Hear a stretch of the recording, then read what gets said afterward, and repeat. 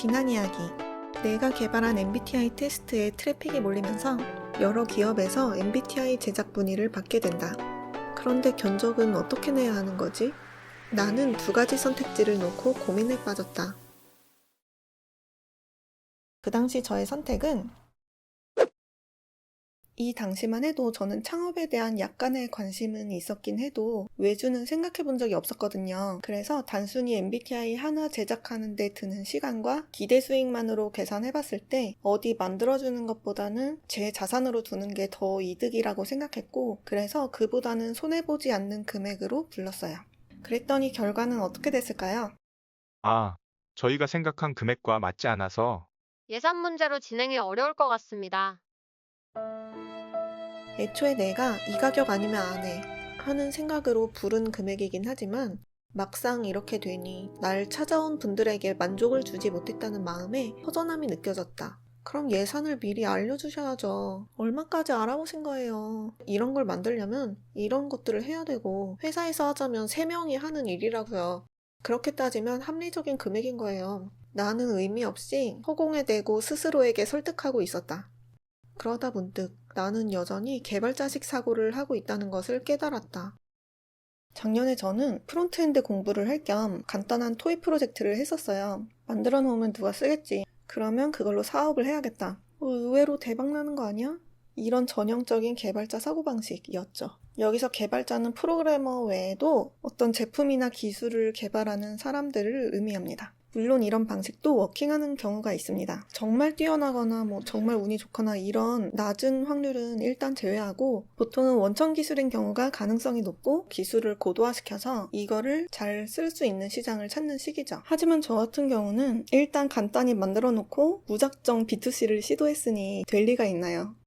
하지만 이 경험은 제가 사업에 관심이 생기게 된 큰 계기가 되었습니다. 그리고 많은 분들이 저와 비슷한 이런 경험을 하고 나서 만드는 것과 사업은 다른 영역이구나 하고 깨닫는다는 것도 알게 됐어요.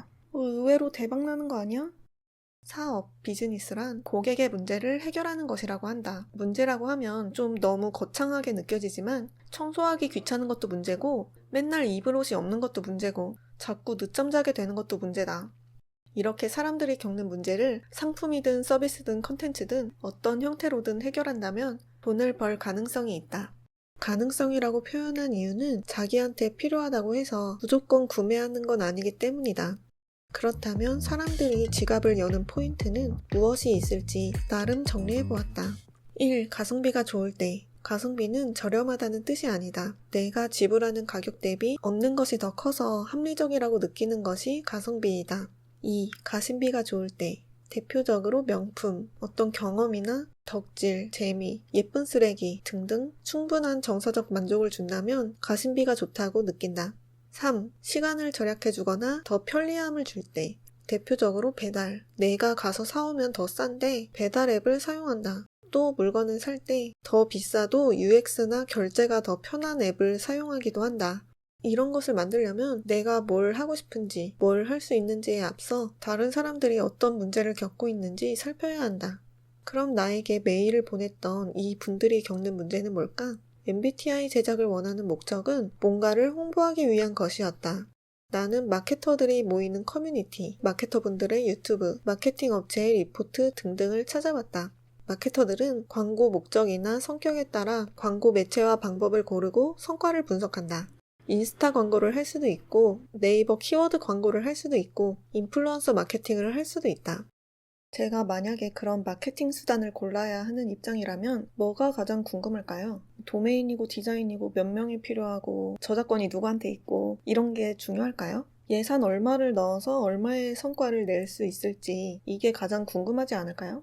이분들이 겪는 문제는 MBTI라는 제품을 납품받고 싶은 게 아니라 한정된 예산으로 효과적인 마케팅을 하고 싶을 것이다.